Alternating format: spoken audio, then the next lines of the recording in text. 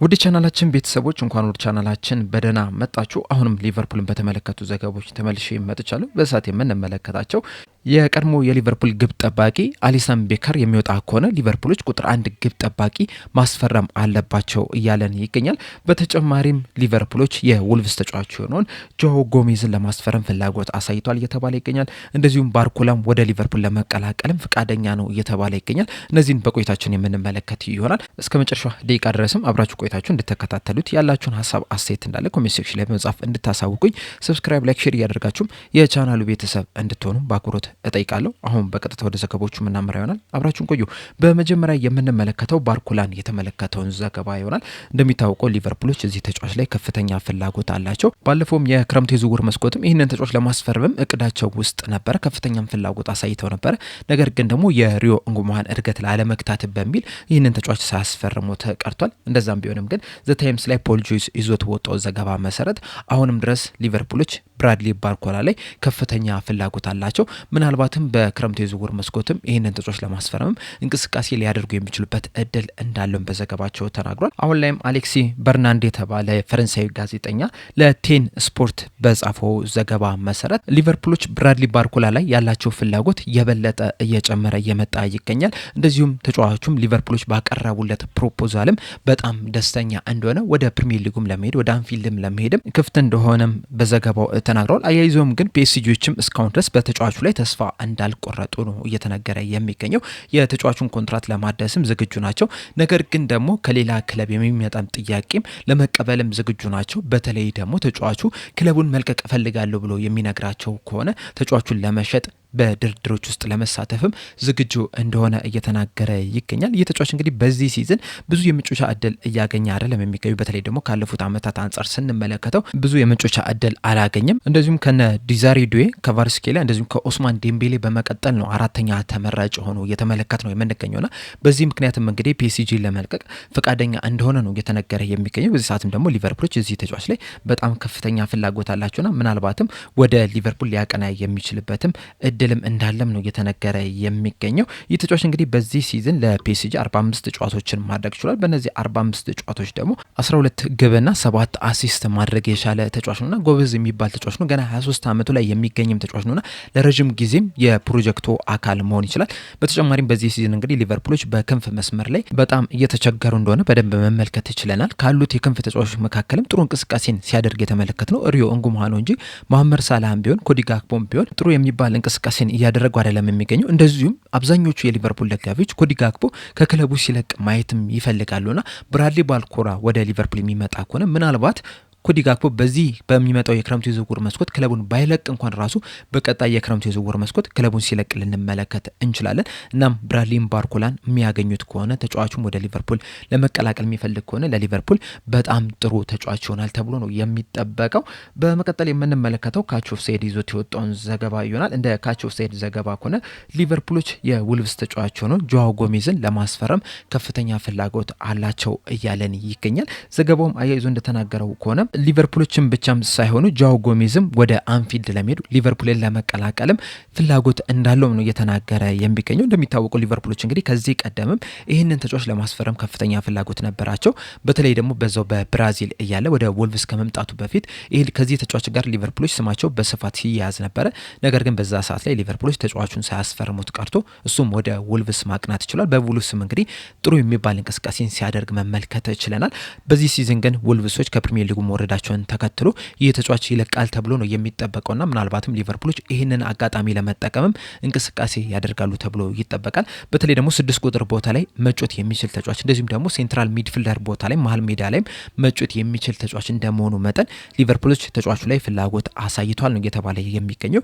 እንደዚሁም ከሊቨርፑሎች በተጨማሪም አትሌቲኮ ማድሪዶችም እዚህ ተጫዋች ላይ ፍላጎት እንዳላቸው ነው እየተነገረ የሚገኘው። በክረምቱ የዝውውር መስኮትም ይህንን ተጫዋች ለማስፈረም እንቅስቃሴ ያደርጋሉ ተብሎ ይጠበቃል። ነገር ግን ደግሞ ከ45 ሚሊዮን ዩሮ በላይ መክፈል እንደማይፈልጉም ነው የተነገረ የሚገኘው። ወልቭሶች በአንጻሩ ከዚህ ተጫዋች ወደ 60 ሚሊዮን ፓውንድ አካባቢ የሚጠጋ ገንዘብ ይፈልጋሉ እየተባለ ይገኛል። የበለጠ አድቫንቴጅ የሰጣቸው ደግሞ ተጫዋቹ በወልቭስ ቤት እስከ 2030 ድረስ የሚያቆይ ኮንትራት አለውና ወልቭሶች እንግዲህ ይህንን ተጫዋች ለመሸጥ ይገደዳሉ ተብሎ አይጠበቅም። ነገር ግን ደግሞ ከፕሪሚየር ሊግ መውረዳቸውን ተከትሎ ተጫዋቹ ራሱ ከወልቭስ ለመልቀቅ ከፍተኛ ጫናን ከፍተኛ ተጽዕኖን ይፈጥራል ተብሎ ይጠበቃል። እንደዛ የሚያደርግ ከሆነ ደግሞ ሊቨርፑሎችም ተጫዋቹን ለማስፈረምም እንቅስቃሴ ሊያደርጉ የሚችሉበት እድል እንዳላቸው ነው ካች ኦፍሳይድ በዘገባው እየተናገረ የሚገኘው።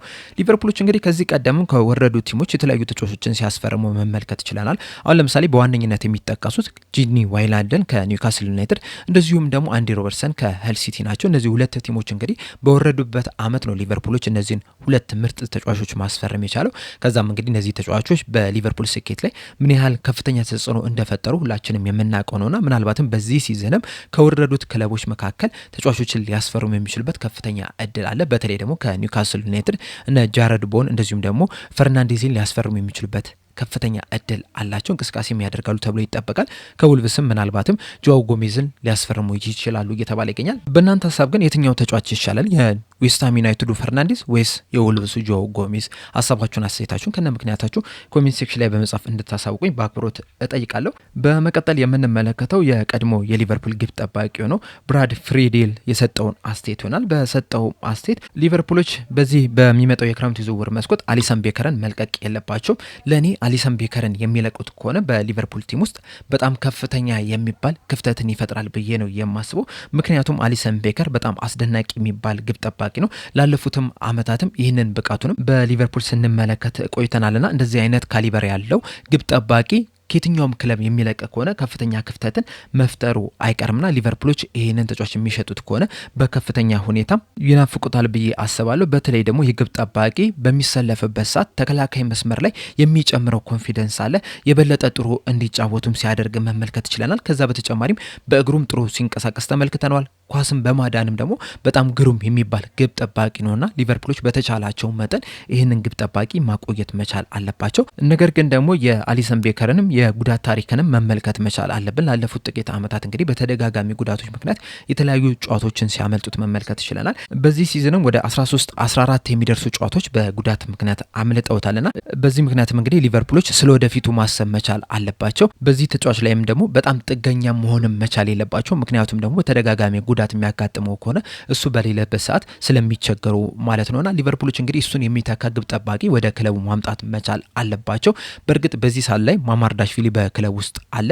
ነገር ግን ደግሞ ማማርዳሽቪሊ የአሊሰን ቤከርን ቦታ ይተኳል ብዬ አላስብም። በእርግጥ ሊቀየር የሚችልበት እድል አለ። በተለይ ደግሞ ስህተቶችን የሚቀንስ ከሆነ በራስ መተማመኑ የሚጨምር ከሆነ ከዚህ ሲዝንም የተሻለ እንቅስቃሴን ማድረግ የሚችል ከሆነ የአሊሰን ቤከር ትክክለኛው ተተኪ መሆን ይችላል።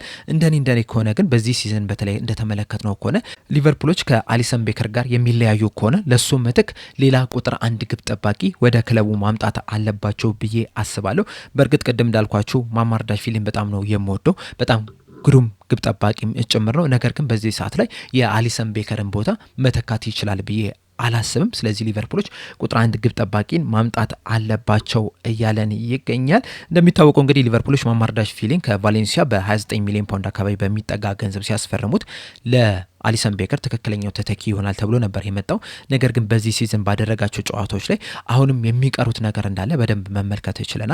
በተለይ ደግሞ ከኳስ ጋር በሚያደርገው እንቅስቃሴ ላይ በጣም ብዙ የሚቀሩት ነገሮች አሉ። ያንን የሚያሻሽል ከሆነ ምናልባትም አሊሰን ቤከር ከሊቨርፑል ከወጣ በኋላ ቁጥር አንድ ግብ ጠባቂ ሊሆን የሚችልበት ከፍተኛ እድል አለ። እንደዛም ቢሆንም ግን በሁለት ምክንያቶች አሊሰን ቤከር በቀጣይ ዓመትም በሊቨርፑል መቆየት አለበት ብዬ ነው የማስበው። በመጀመሪያ ደረጃ የአሊሰን ቤከር ልምድ ለቲሙ ያስፈልጓል። አሁንም ድረስም በሊቨርፑል የመመጮት የሚያስችለው ብቃት ላይ ነው የሚገኘው።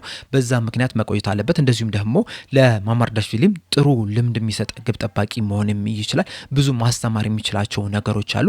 በእነዚህ ምክንያቶች መቆየት አለበት።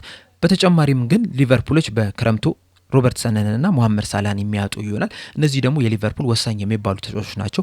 ልምድ ያላቸው ተጫዋቾች ናቸው። በክለብ ውስጥም ብዙ ነገሮችን ማሳለፍ የቻሉ ተጫዋቾች ናቸው። እንደ አምበልም የሚቆጠሩ ናቸው። በእርግጥ ሮበርትሰን ምክትል አምበል ነው። እንደዚሁ መሐመድ ሳላም ወይ ሶስተኛ ወይ አራተኛ አምበል ነውና ይህንን ልምድ ያጣሉ። እነዚህ ሁለት ተጫዋቾች በወጡበት አመት ደግሞ አሊሰን ቤከርንም ከክለቡ እንዲለቅ ማድረግ ተገቢ የሆነ አይመስለኝም። የሱ ልምድ ያስፈልጋል። ለግብ ጠባቂው ብቻ ሳይሆን ለቡድኑ እንዳጠቃላይ እንደ መሪነቱም ብዙ የሚሰጠው ነገር አለ። ምናልባትም በሊቨርፑል የሚቆይ ከሆነ ራሱ የሊቨርፑል ምክትል አምበል ይሆናል ተብሎ ነው የሚጠበቀውና ይህንን ተጫዋች ማቆየት መቻል አለባቸው ብዬ አስባለሁ። ጁቬንቱሶች በተለይ ይህንን ተጫዋች ለማስፈረም እንግዲህ በጣም ከፍተኛ ጥረት እያደረጉ ነው የሚገኙት። ወደዛ የማቅናት እድሉም በዛው ልክ ጨምሯል ነው እየተባለ የሚገኘው። ነገር ግን ደግሞ ቲምቶክ ይዞት በወጣው ዘገባ መሰረት አሊሰን ቤከር ለሁሉም ፓርቲዎች ሚስማማ ነገር እስካልተገኘ ድረስ ክለቡን መልቀቅ አለብኝ ብሎ ጫና አያሳድርም ነው እየተባለ የሚገኘውና ሊቨርፑሎች ይህንን ግብ ጠባቂ መልቀቅ ካልፈለጉ ተጫዋቹም ልቀቁኝ ብሎ እንደማያስገድድ ነው እየተነገረ የሚገኘውና ይህንን አጋጣሚ ሊቨርፑሎች ሊጠቀሙበት ይገባል ብዬ ነው የማስበው። ቢያንስ ለተጨማሪ 1 ዓመት በሊቨርፑል እንዲቆይ ማድረግ አለባቸው።